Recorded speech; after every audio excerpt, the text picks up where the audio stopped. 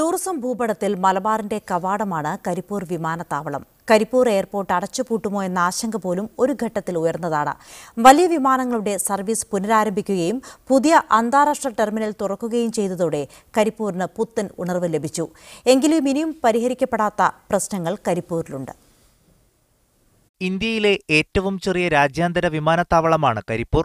3 പതിറ്റാണ്ട് പിന്നിട്ട് കഴിഞ്ഞ ഈ എയർപോർട്ട് വർഷം 100 കോടിയോളം രൂപ ലാഭമുണ്ടാക്കുന്നുണ്ട്. മലബാറിലെ ഗൾഫ് കുടിയേറ്റത്തിന് അടിത്തറയായി നിലകൊണ്ടത് കരിപ്പൂരാണ്.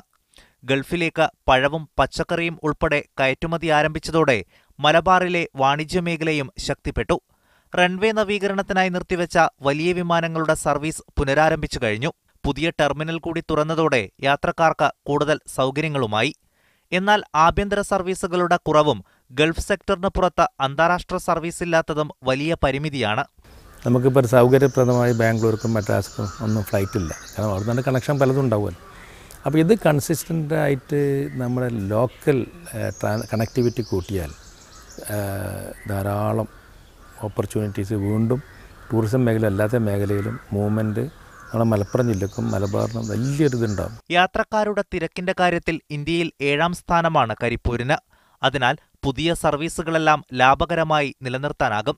കൂടുതൽ സർവീസുകളും മെച്ചപ്പെട്ട അടിസ്ഥാന സൗകര്യവുമെന്ന കരിപ്പൂരിന്റെ ആവശ്യത്തിന് ഇനിയും രാഷ്ട്രീയ സമ്മർദ്ദം ആവശ്യമാണ്. മീഡിയ 1 മലപ്പുറം.